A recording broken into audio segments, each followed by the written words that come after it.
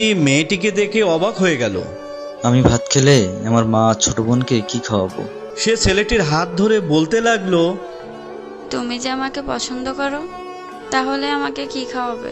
তখন ছেলেটি বলল, আমি তো তোমাকে আপন করে পাওয়ার জন্য দেখি না, তবে এটা সত্য যে তোমাকে দেখতে আমার খুব ভালো লাগে, তাই দেখি।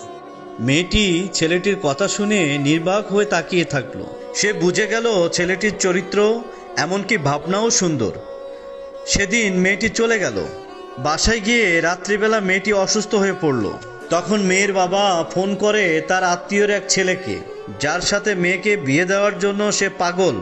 কিন্তু মেয়েটি বাবার পছন্দের ছেলেকে বিয়ে করতে রাজি নয়, কারণ ছেলেটির টাকা থাকলে কি হবে, তার চরিত্র খারাপ, সে ছিল নারী লোভী। এদিকে মেয়েটির কোনো লোভ ছিল না। যা হোক, হবু জামাই আসার পর তাকে বলা হলো, বাবা। সেদিন মেয়েটি চলে গেল। বাসায় গিয়ে রাত্রিবেলা মেয়েটি অসুস্থ হয়ে পড়ল।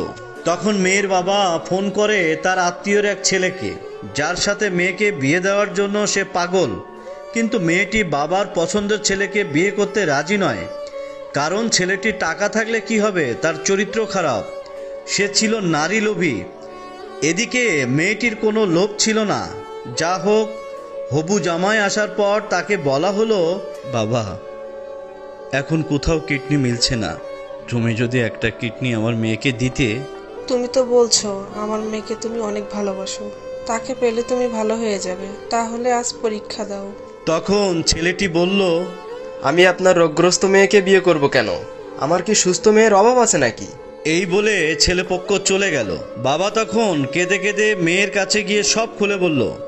মেয়ে বলে, বাবা তুমি কেঁদো না, একটা পথ দেখো। মেয়েটিকে দেখে ছেলেটির চোখ বেয়ে পানি পড়তে লাগলো, কারণ মেয়ের বাবা তাকে সব খুলে বলেছে। তখন ছেলেটিকে মেয়েটি বলল, তুমি আমাকে একটি কিডনি দেবে? হ্যাঁ, তোমাকে কিডনি দেওয়ার জন্যই আমি এসেছি। এর পরিবর্তে তুমি কি চাও? মেয়েটির কথা শুনে ছেলেটি বলল, তুমি সুস্থ হয়ে আমার দোকানের সামনে দিয়ে স্কুলে যাবে, আর আমি শুধু তোমাকে দূর থেকে তাকিয়ে দেখব, এই অনুমতিটুকুই চাই।